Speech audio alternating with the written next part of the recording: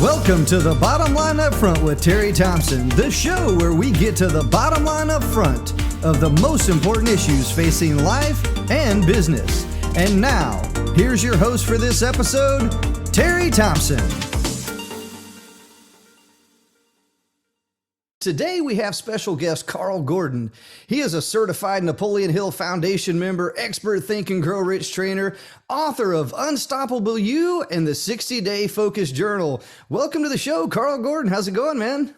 I'm doing great, Terry. How are you? Thanks for having me. I'm doing absolutely fantastic. So I'm truly excited about diving into this topic about Think and Grow Rich and focus. And that's kind of the topic of our bottom line up front today. So here's the deal. Bottom line up front. Focus is about controlling your willpower in the direction of your desires. But here's my number one question within that.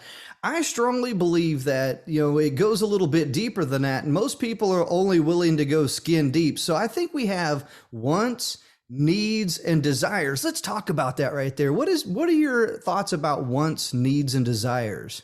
Yeah, I love it. I love that. And, I tell people to survive, we need very little, right, Terry? As human beings, all we need to survive is what I call snow, right? Mm-hmm. Sleep, nourishment, oxygen, and water, right? When people tell me what they need, I think, well, that's great. That's all you really need is snow or snow, right? Sleep, nourishment, oxygen, water.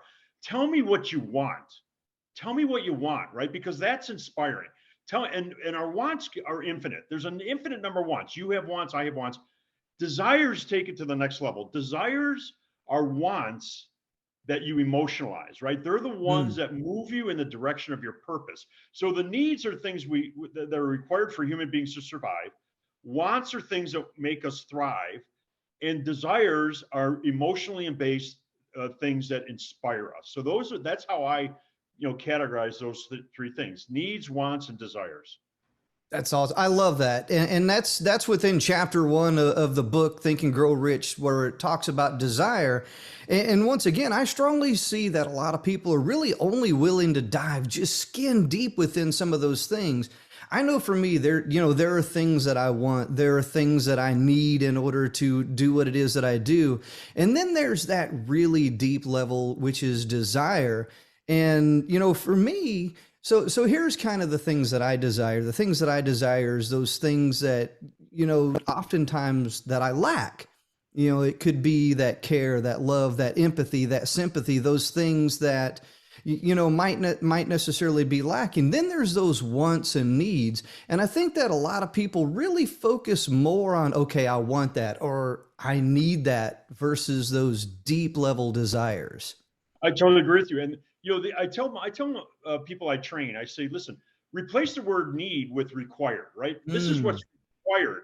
I require this to succeed. I require this to meet my goal. I require this to end up from where I am to where I want to go, right? Because needs is, listen, when people tell me they need something, it sounds like they're needy, right? There's no inspiration in that, right? Tell me what's required. And if I have those resources, I can apply them. Tell me what you want or what you desire.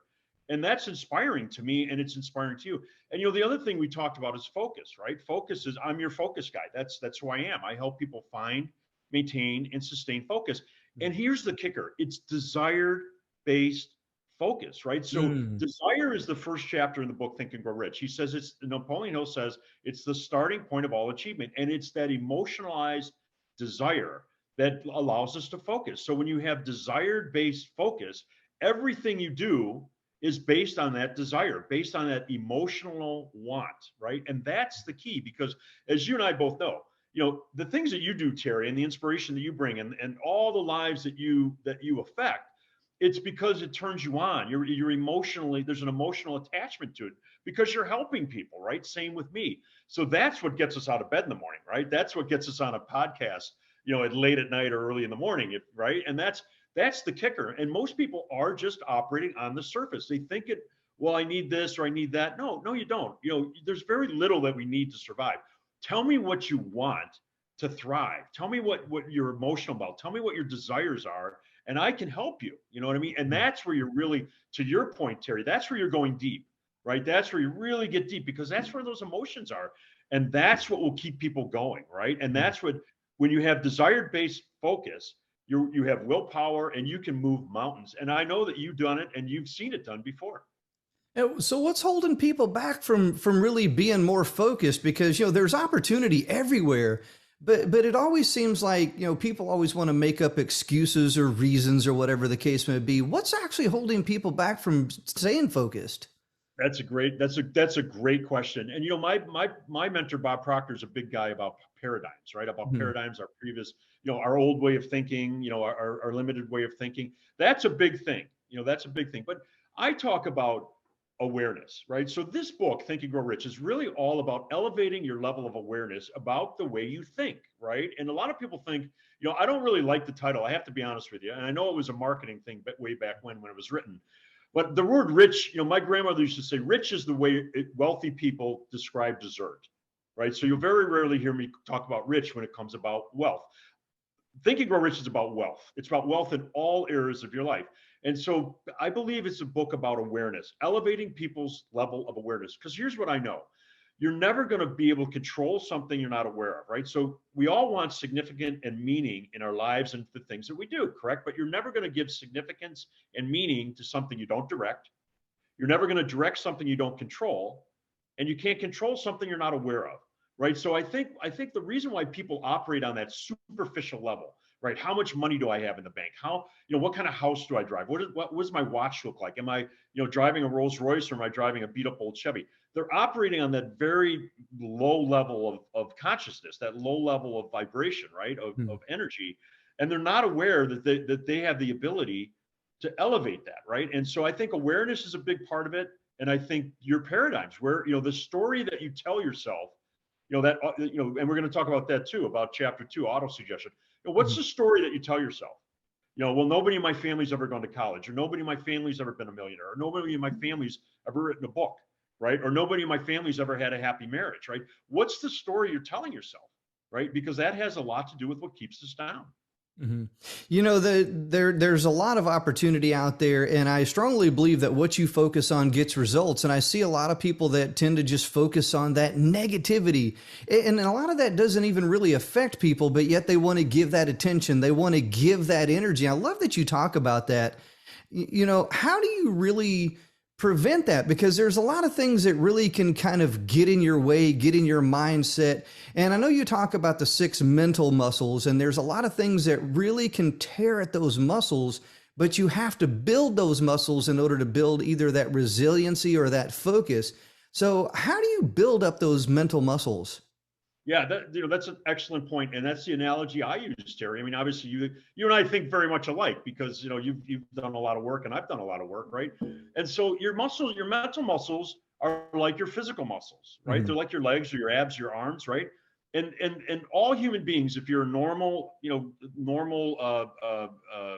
person, we all have these mental muscles, right? And let me go through them real quickly. And by the way, I will be more than happy to share this with your audience. If at the end, if anybody wants to get the a list of these, I have all this stuff on in PDF. So our Okay. mental muscles, right? Our imagination, which by the way is one of the chapters of the book. Our intuition, which some people call our sixth sense, which is also one of the chapters of the book. Our memory, which I'll talk about in a minute. Our perception, our reasoning, and our willpower, right? We talked about willpower either. That's one of our mental muscles.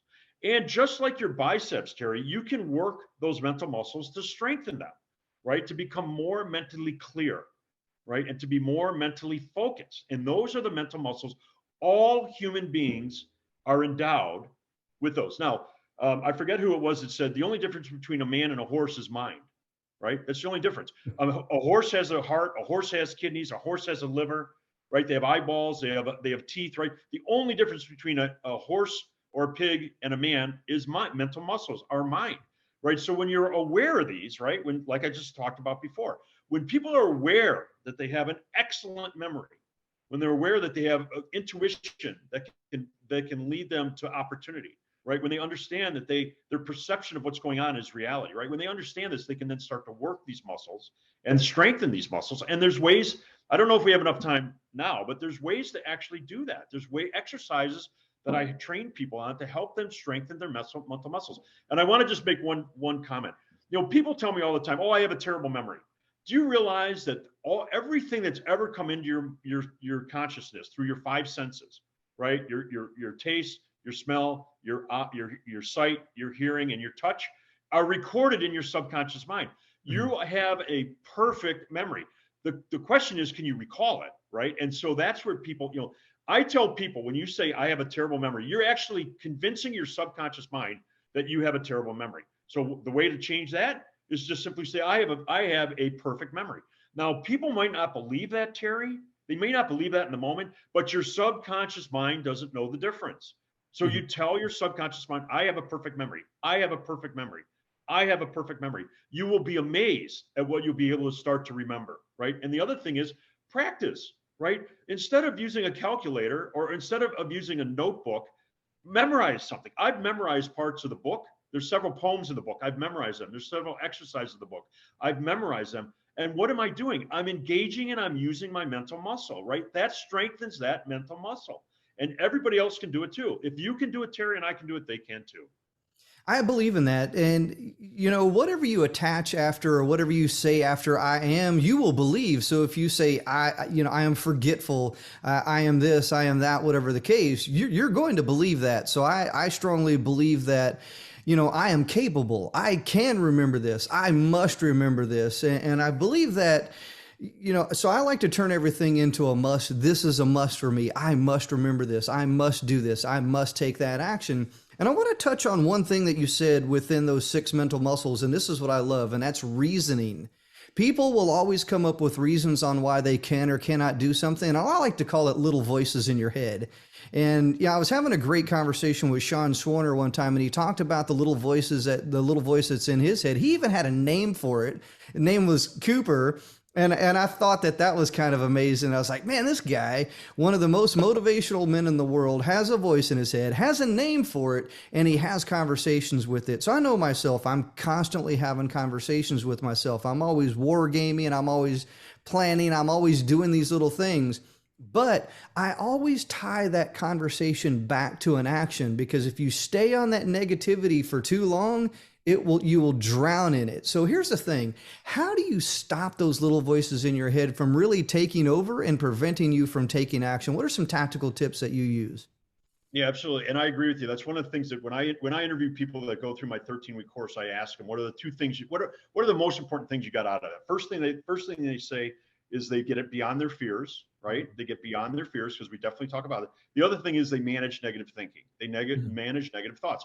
They've actually done Harvard studies or Stanford or somewhere, Oxford, where they hooked up the person's brain and they had them think about negative things, right? And it was easier for negative thoughts to enter our mind than it was for positive thoughts initially, until they started having to do exercises to switch those negative thoughts. So if you have a negative thought about, I'm not good enough, they would have them say, okay, I want you to think that you are good enough.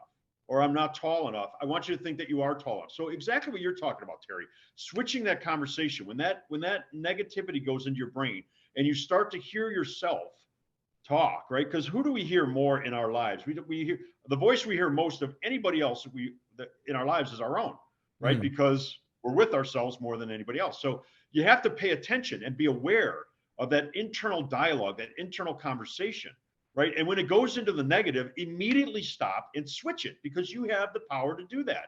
The only thing in the universe that you and I control, the only thing is our thoughts. That's it. Nobody else can control them. They can influence them. I can influence your thoughts. Other people can influence my thoughts, but they can't control them. So when the thought of negativity comes in your mind, which it will, you're human, immediately be aware of it and immediately switch it. So I'm a big believer in positive affirmations. I have, and I'll be more than happy to share this with you as well. I have 250 positive affirmations. I have 50 for each of the 5 areas of my life, right? For my finances, my relationship, my health and my wellness, my education and my spirit. I came up with 50 over the years, and I have 50 for each of those 5 areas of my life. And I run through those all the time. Listen, I tell myself, Terry, I don't walk down the street or when I'm on the train or on the airplane. I say to myself, I'm a good dad. I'm strong. I'm handsome, even though most people might not think I'm handsome. But I tell myself that, right? I'm a good businessman. People are attracted to me. I help people. I'm a good citizen, right? These are the things that I tell myself, right? And why do I do that? Because if I don't fill up my vessel, which is my mind, with my own conversation of positivity, the world will fill it through with negativity. Can I share a real quick exercise that we did with Bob Proctor? Can I Sure. share that? Yeah, go ahead. He was going through this, and I was on a year-long program with Bob, and we were at a hotel. I think we are in New York or somewhere, and he was up there, and he had a vessel, a vase, a crystal vase, and he had a pitcher of clear water. And as he was talking, he started telling us about filling up our vessel. And in this case, it was the vase. Fill up our vessel with purity, with good thoughts. And he started, every time he talked, he poured a little bit of clear water in there that represented the clear thoughts, the positive energy, right? The positive thought. He filled it up, and he said, here's your mind when you work on this stuff, when you're aware of it. You get a clear mind of positive stuff. Then he took a little dropper of ink, a little dropper. There was probably a gallon of water. And he said, this is what happened when one negative thought enters your mind. And he dropped the one drop into the pitcher, and it all went dark, right? It all went dark. He said, that's why you have to stay aware of it. You have to weed the garden of your mind. You have to keep putting positive, clear thoughts into your mind, because when negativity comes in, it gets dark. Now, you know what he did next? He said, how do you clear your mind? How do you clear your mind? He started pouring more clear water in, right? And it started to overflow. Sooner or later, the dark water became clear again. And the point is, he said, how do you clear your mind? You pour positive thoughts in. You hang out with positive people like you and your network, right? You go to Clubhouse. You listen to unbreakable stories, right? You do these things, right? That's how we keep filling our vessel with positive, clear thoughts. And otherwise, the negativity will get in. So that's just one little technique, and it starts with awareness. Where do those negative thoughts come from? Because here's the thing. When I was growing up, I always thought about values and things from my parents, my coaches, and then as I got older, I started having mentors and leaders. Where do those negative thoughts really come from, though? Well, you got to be real careful. They're all over the place. I mean, Mm. they come from the media. They come from they come from all over, and they're out there. Here's the reality. We live in a polar world, right? You can't have good without evil, right? You can't believe in one thing and not the other, right? Up and down, in and out, hot and cold, right? You can't believe in positive energy without negative energy. The negative energy is out there, and it's as powerful as positive energy. It's really a choice of what you choose, right? Napoleon Hill talks about this. He said, the road to riches and the road to poverty are the same road. You just have to figure out which way you're heading, because you can't be going in both directions at the same time. Think about that for a minute. If you're on a road and you're moving towards positivity, you can't be moving towards negativity at the same time. You're either moving in one direction or the other. And by the way, if you're standing still, the universe is constantly moving. So if you're standing still, you're actually moving backwards, right? While the rest of the world moves forward, you're moving backwards. So there's no neutral. You're either moving in the positive direction or the negative direction. And the reality is, you want to think about that all the time. The conversation right now, Terry, is a positive conversation we're having, right? We could turn it negative like that. Like you and I could both decide right now to go negative, and you and I don't choose not to do that, right? So we all have that ability, and it's a question of awareness. Most people aren't aware. They're victim of their own circumstances. They don't realize, as you said, whatever you focus on is going to come about, right? We become what we think about all day long. That's right out of As a Man Thinketh with James Allen. Whatever you focus on will come about. It's just the way it works. And the negativity is just out there, just like the positivity. If you seek positivity, you will attract positivity, and positive things will happen. 100%, and when I find myself in those conversations, because a lot of people they'll try to engage in that negative conversation and really pull you into it. And your action to it, and I don't want to say reaction, because everything that we do is an intentional choice if we're focused on making those intentional choices. So what really and I think that goes back to that mental muscle. What really goes into building that mental muscle to stay positive? Because it really is a choice, but yet people I want to use the word unintentional action, but is that even really a thing? Unintentional action? Well, no action is an action. I mean, not resisting something is an action. And I totally agree with you. And I'm glad you brought that up. Reaction versus response, right? And this all goes back to mindset, right? Mindset. When you react to something, because here's the reality, things happen in life, right? Things happen. And it's not about what happens, it's about how you respond to it, right? So when you're not in control of your emotions, Terry, You react to things. The other day I was in a restaurant. I was having a really in-depth conversation with, well, Mike Morawski, Hmm. right? Mike Morawski. He and I were talking about, we're doing some real estate stuff. We were having a really intense conversation. And one of the waiters dropped the plate, and the whole restaurant, you just saw everybody go, oh, right? Mike and I didn't react. We didn't react, right? Because we were intense. We were intentional. We were having a conversation. It was like a nuclear bomb could have gone off because we were focused, right? Everybody else went like this, right? And so what's my point? My point is, when you're not in control of your thoughts, you're not in control of your emotions, you're going to react, right? You respond when you're in control. When you're in control of your emotions and when you're in control of your thoughts and your thinking, you respond. Somebody can say something to you, someone can cut you off in traffic, someone can give you the bird, whatever. When you're in control of your emotions, it doesn't bother you. It's no big deal, right? When you're not, you get all upset, right? It's sometimes, it can ruin your entire day, your entire week. And that goes back to those mental muscles, right? The perception of what just happened. The perception, someone cut you off. Well, no, whatever. They just got in front of you. What's the big deal, right? When you're in control of that mental muscle and you're in control of your thoughts, it doesn't bother you, right? So perception is a big one. When we talk about negativity, like when you perceive the world as being good, when you perceive the world, when you perceive people as being good, which we are. Good people do bad things, but in essence, we're good people, right? Most of us. There's a few exceptions, but you know what I'm talking about. When you perceive the world as moving in your direction, when you perceive the universe as being infinite and resources being infinite, right? When you perceive you and me and Elon Musk and Jeff Bezos coming from the same source, right? Living the same energy, having the same, being connected to the same universal power or infinite source or God or whatever you want to call it, then your whole life changes, as opposed to me versus them, or, well, they're better because they have more money. So that perception is that's one mental muscle that's huge. And it guards you against that negative thinking. It guards you against that attitude of us versus them, right? Which I know that's not what the Bible talks about. It talks about us all being collective consciousness, all being human, all being connected and divine creatures, right? So that's a big part of it, that mental muscle of perception and how you perceive yourself, because however you perceive yourself is how others are going to perceive you. And that's how they're going to respond to you. If you're being negative, like you said, if you're going to be negative and doubtful and confused, that's all you're going to see in the world, right? And that's a big part of it. And we help people through that. Yeah, I believe that knowledge, skills, and experience really ties into emotional intelligence. What are your thoughts on that?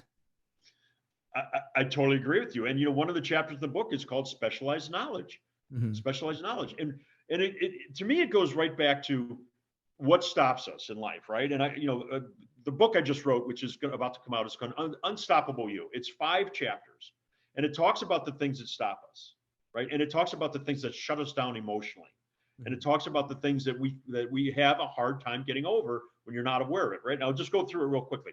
The first chapter is fears, talks all about fears. The second one is doubt. What do we doubt? The third one is confusion.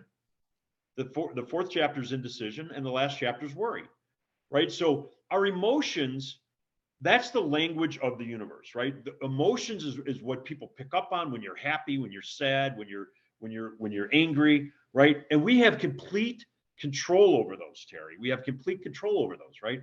And so understanding what affects our emotions are critical. And the things that affect our emotions, which, by the way, are our emotions either move us forward or they hold us back. Right? Here's a fun question though, and this was a conversation I got into with a lady the other night. I strongly read body language. I think that body language is really one of those things that is very expressive. You will gain an understanding through body language faster than you will anything that's said. And I have to ask you this because I always get different answers. What is the most expressive body part? Well, I don't know. I haven't seen the studies. Probably your face. I would have to say your smile or your eyes or your face, right? Eyebrows. Is it really? Okay. Think about it. Eyebrows, because your eyebrows will react before anything else does. That's interesting. Whether you're confused, happy, sad, upset, whatever the case may be, your eyebrows are the first thing to react. Wow. That might make some sense because it's right in front of our frontal lobe, right? Our Yeah. whatever, our emotional center. I'd never heard that before. That's interesting. That's now I'm going to pay attention to that and look at other people's Yeah. eyebrows. So when you're talking to people, I know for me, I have a really bad habit over the years of looking at people right in the mouth, like, because I'm always reading lips. And over the last year and a half, 2 years with masks and everything, it became interesting for me because I never really looked people straight in the eyes when I was talking to them. I would always look at their mouth. But here's what I really started discovering when I started looking at those eyebrows. That's when it really started clicking for me. And I was like, wow, those eyebrows are reacting before anything else does. It, That's so interesting. And and it's so funny because I was just talking to my daughter about that, right, with the masks, you can't really see the smile, right? That's yeah. that's so interesting. Thank you for that. That's the little gold nugget I'm taking away from today is paying attention to your eyebrows. That's Yeah. great. It was something I never paid attention to before. And ever since I started, believe me, when you ask somebody a question, whether that question is, good, bad, indifferent, whatever the case may be, those eyebrows are going to react. And I was like, I was like, you have a difference of opinion because you can't hide that. Yes, I'm putting my mask on now, Terry. I'm going to do the rest of the interview. People cannot hide those eyebrows. Now, me, I've got big glasses, so I can kind of hide my eyebrows a little bit, but it's kind of one of those things. Anyway, I thought that would be kind of a fun question to ask right there. From now on, I'm gonna go around with one of those Groucho Marx things with the fake eyebrows. So when I play poker, there you go. That's a tell, right? When I play poker once a month with a bunch of real estate guys, I'm gonna do that next time. They're gonna ask me, what the hell am I doing? Yeah. So once again, I thought that was kind of fun. So I kind of want to dive back into chapter 2, which is auto-suggestion. So we was talking about those little voices within your head, positive, negative choices. How does auto-suggestion really play into that? Because regardless of whether things, happen to you, for you, whatever, people really kind of do have these preconceived notion or ideas that are really auto-suggestions based on, and this is where I believe, maybe you can correct me if I'm wrong, and I just mentioned this before, knowledge, skills, and experience. So how do you overcome auto-suggestion and prevent it from really holding you back? Well, that's interesting. It's one of the natural laws of the universe, right? So the law of autosuggestion, just like the law of gravity, it works. I mean, it is what it is, right? So the law of autosuggestion, it's basically in layman terms, it's self-talk. It's what's your self-talk, right? And Mhm. so Napoleon Hill, by the way, the two shortest chapters in the book are autosuggestion and the subconscious mind. I always teach those together because Mm. they go together, right? So we combine those two chapters. I think one's 8 pages, the other one's like 9 pages. They're pretty short. Autosuggestion is the medium by which to influence the subconscious mind, right? Autosuggestion is the medium by which to influence the subconscious mind. So if you want to change your results, Terry, if you want to change your results, don't focus on your results. Back to what you talked about before, right? Go back to the beginning. So think of it like this: our thinking leads to our feelings. Our feelings cause our actions. Our actions produce our results, and our results become our reality. So if you want to get out of debt, stop focusing on debt. Go back to the source. Go back to your thinking. Think about creative ways to earn more money. And you notice I didn't say make money. If you want Mhm. to make money, go work at the mint. You earn money. You'll never hear me say make money. If you do, correct me. You don't make money, you earn money. You earn money by providing good services and products for people, right? So you go back, and if you want to get out of debt, forget about debt. Think about creative ways to earn more money. That will change your feelings around money. It will change your actions around debt. And before you know it, you'll be out of debt, right? So that auto suggestion is how you influence your thinking because our thinking is rooted in our subconscious mind. So positive affirmations, right? That's your self-talk. As soon as you hear a negative thought about yourself, switch it immediately. Don't let it exist. Let me give you another real quick little example, right? The other day I got into a rental car. Whoever was in the rental car before turned on the radio and it was to really loud, obnoxious music. What did I automatically immediately do? I reached for the radio, right? Right? I changed the channel because it was offensive and it was loud. I did it almost automatically. Why don't we do that as human beings when negative thoughts come in? That's the noisy, loud music that's offensive to your success.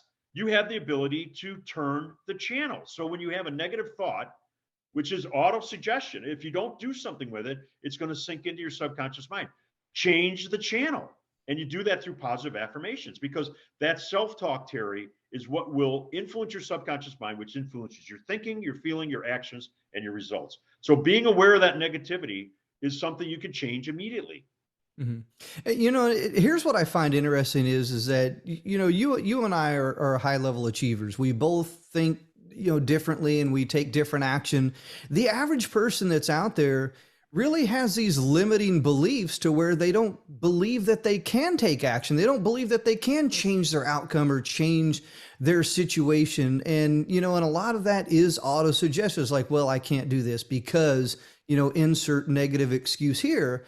And, what really takes that person, what would it take to shift the mindset of a person who really just has zero confidence, zero belief, taking no action, and just falling into the norm, so to speak? I don't like using that word, but falling into the category of just everybody else.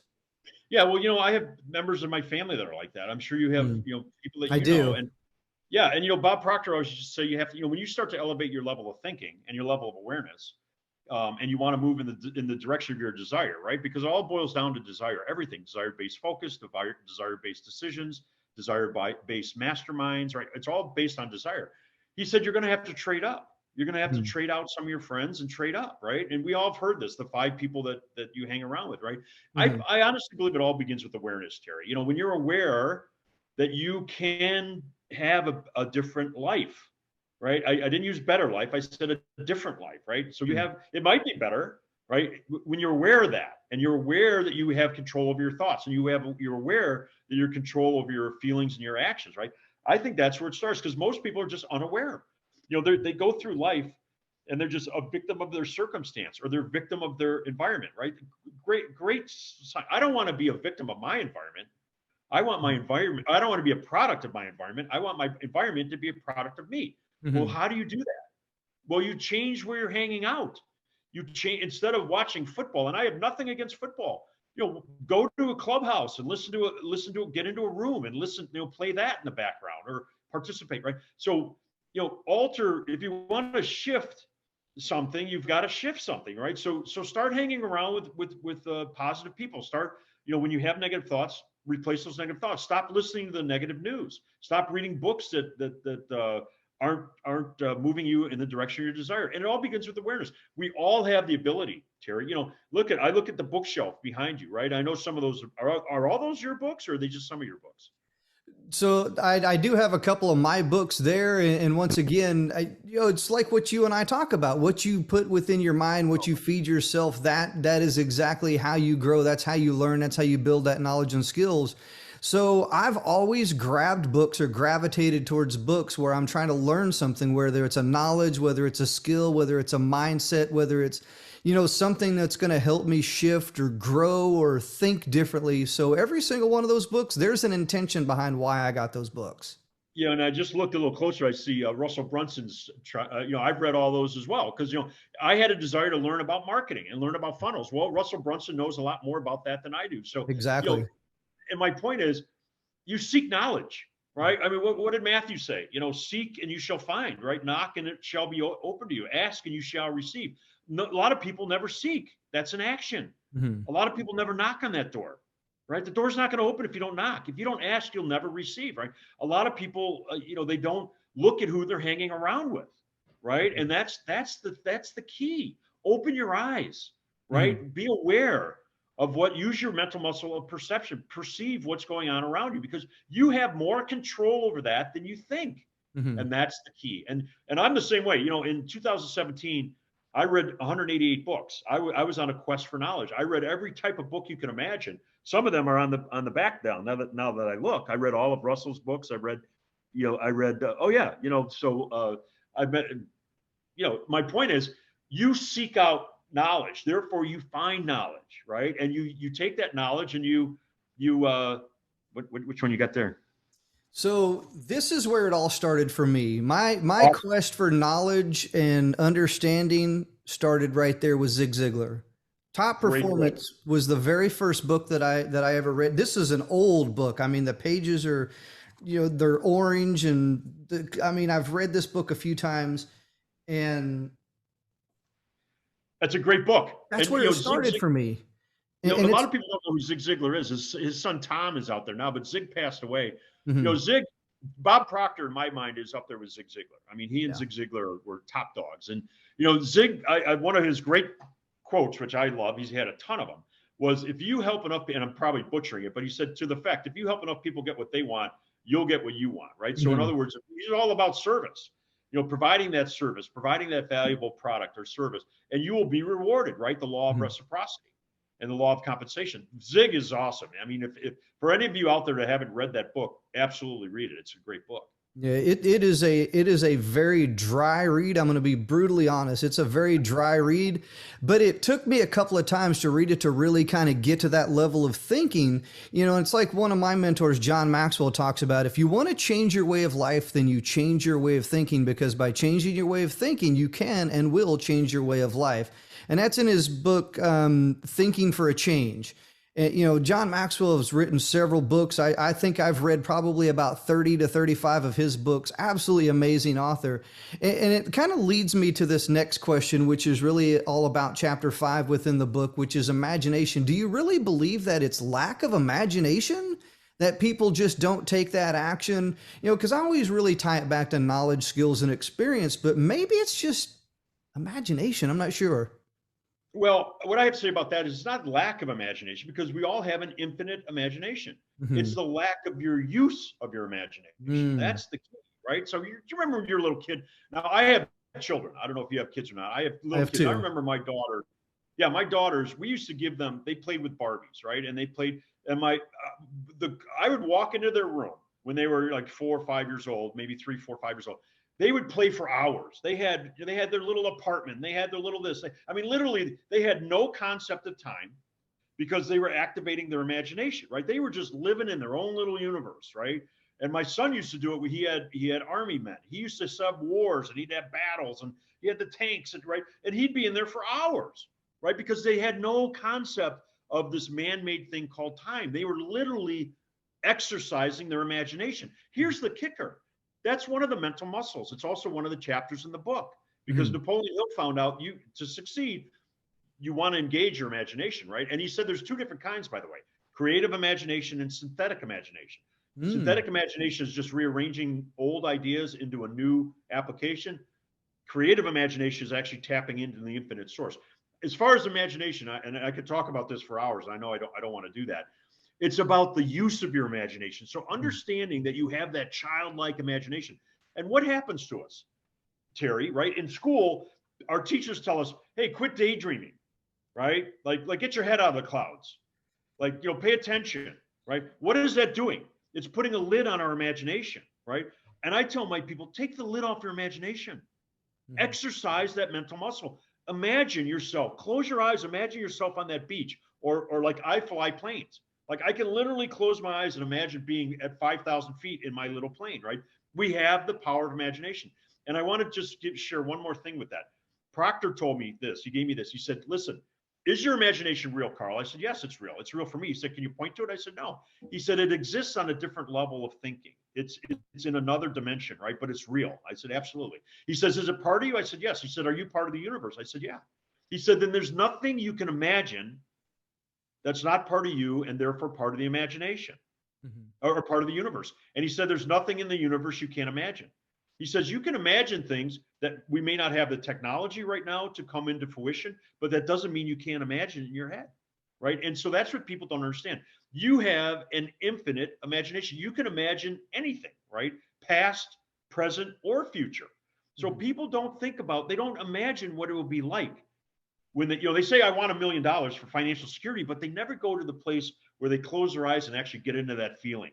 Like, what's Mhm. it going to feel like, right? What's it going to feel like when you have that boat, or what's it going to feel like when you've helped 1 million people, or whatever it is you're up to? And that's what people. It's the lack of the use of imagination, Terry. Mhm.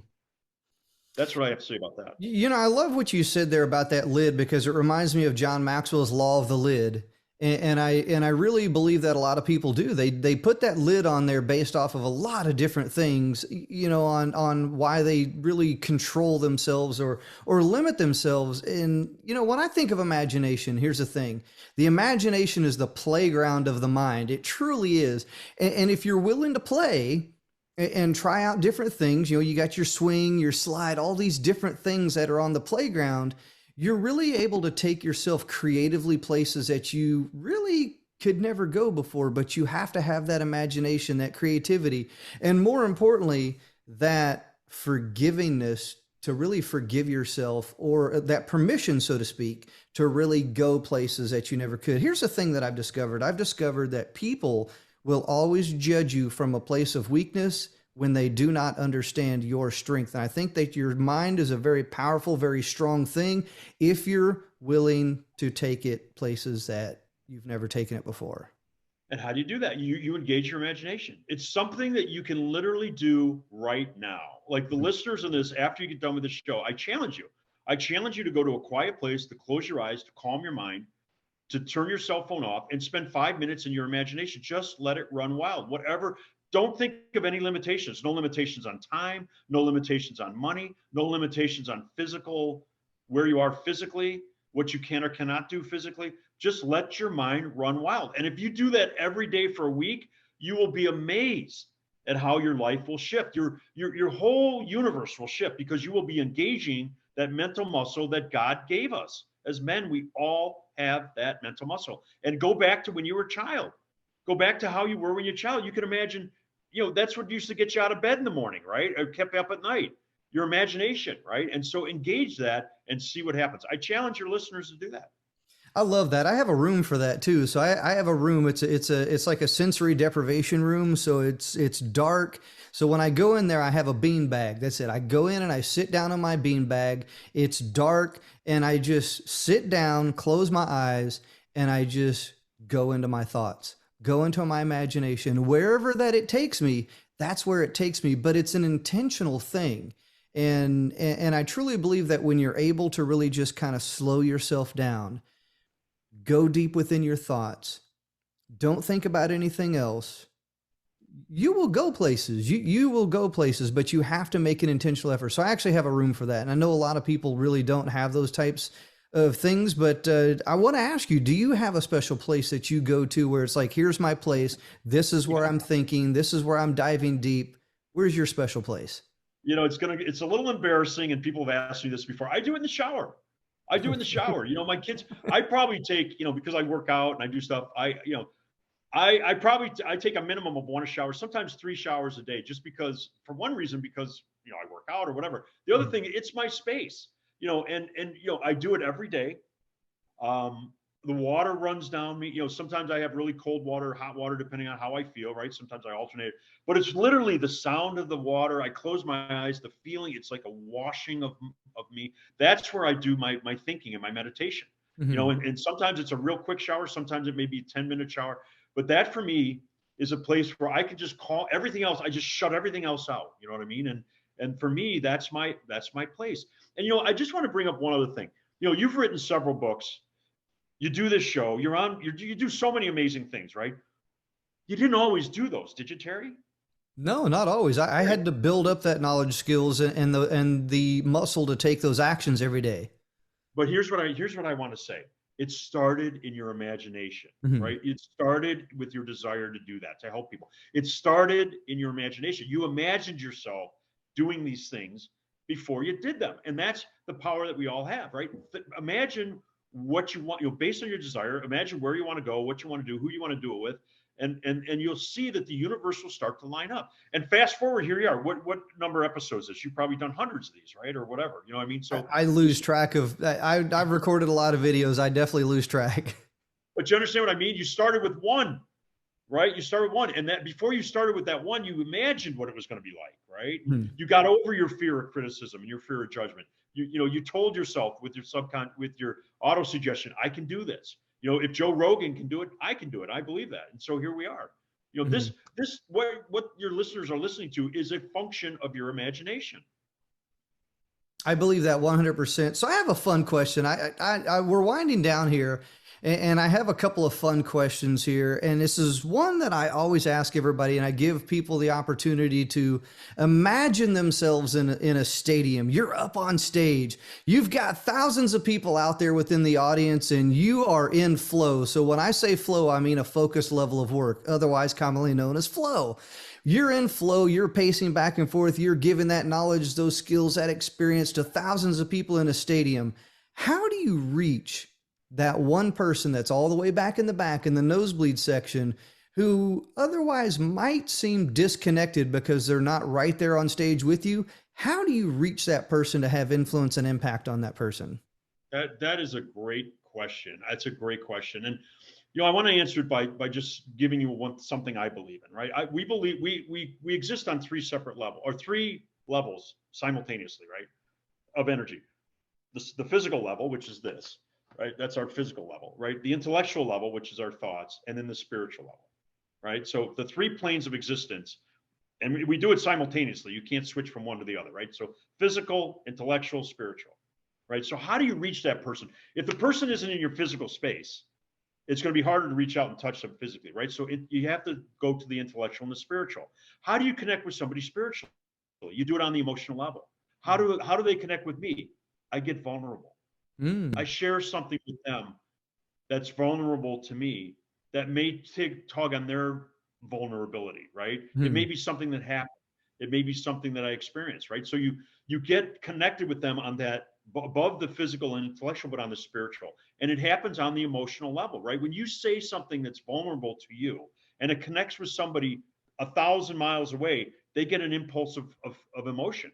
It Mhm. triggers something emotionally in them, and then they connect with you immediately, energetically, right? Like at the speed of light.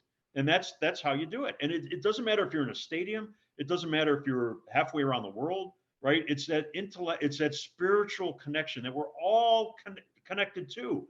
And the way that you do it, as someone like you or something, you get vulnerable. Mhm. You give them, you expose some of your vulnerability and your humanity, and then people can recognize that in themselves. That is the way I would answer that question. I love that, and it makes that person kind of stand up or sit up in their chair a little bit. It's like, hey, I want to listen to that. I want more. And you're absolutely correct. When you're able to connect with someone on an emotional level, on a deeper level, that really makes somebody stand up, get interested to where they want to hear more instead of having, because I strongly believe that there's a huge difference between want and have. And I noticed that a lot of people are out there, it's like, well, I have to go to work, I have to do this, I have to do that, versus wanting to do something. So expound a little bit about having and wanting.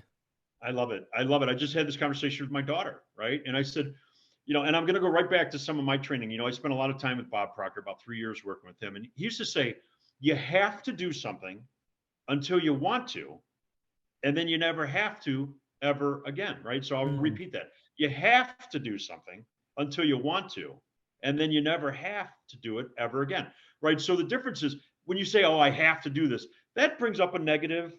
derogatory, kind of like shut down, like, oh, I have to do this, right? As Mhm. opposed to, I want to do this. Mhm. Like, I want to do this, right? That goes back to what I talked about before. Having and needs are kind of in that negative side of the equation. Wants and desires are the positive side. I want to get my homework done, as Mhm. opposed to I have to get my homework done. I want to go to work today, as opposed to I have to go to work today, right? I want to have that difficult conversation with my significant other, right? To Mhm. clear the air, as opposed to avoiding it and saying, well, I have to talk to my wife today, or I have to talk to my boyfriend today, or whatever. What I mean? So the difference is really the way you think about it. And that goes back to that negative and positive, right? Haves and needs are on the darker side, right? Wants and desires are you want to do it. It's based on your desire. You take action. You're looking forward to it, even though it might not be pleasant. And I want to just share one other thing that was it Earl Nightingale that said this, or I forget who said it, but he said successful people are successful people want to do what less successful people do, right? Oh Mhm. no, he said successful people are willing to do what less successful people aren't willing to do. And he said Mhm. it doesn't mean they enjoy it, right? He said, Right. but they're willing to do it and they want to do it, right? Even though it might not be enjoyable. There's some things in life that are required for you to succeed, And the only way you're gonna do it is if you want to do it. And it's Mm, not that you want to do that action, Terry. It's you want to succeed. You right. understand that's just a stepping stone, right? But when you say, "Oh, I have to take this next step," or "I have to study this," or "I have to listen to Terry on Clubhouse," that's not powerful, right? It's when I want to, right? I want to listen to Terry. I want to take that step. I want to get educated. I want to invest in in hire a coach or a mentor or a trainer. That takes on a totally different dynamic, totally different. And it's all about your desire. It's what you want. So be willing to do today what others will not do so that you can have tomorrow what others will not have. 100%. Couldn't have said it better myself. 100%. I love that. So Yeah. yeah, here's the deal. As entrepreneurs, as authors, as leaders, whatever label that we want to put on that, we oftentimes get focused on things that we're doing every single day. We're taking action. We're doing all these things to where we make mistakes. I make mistakes every single day, and I love it. I absolutely love it because it's through those mistakes that I'm able to learn. I'm able to grow. I'm able to modify, tweak, change, and take different action and get different results. I have to know what's the most embarrassing thing that you've ever done to where it's like, oh my goodness, this is a lesson right here. What was that? Oh, most embarrassing? Oh gosh. I mean, that's a tough one. I'll tell you one that happened recently. Hmm. I'm right in the middle of we're just starting actually one of my 13-week courses, right? Where each week we put people on a Zoom from all over the world, and each week we go through one of the chapters of the book. And there's actually, it ends up being about 16 weeks with the introduction and the epilogue and everything else. And I do the work with them. I'm trained with the Napoleon Hill Foundation. I'm certified as a trainer. And I do the work with them. And that's one of the beautiful things about it, Terry, because you can't be talking about desire or faith or imagination that week and not actually do the work.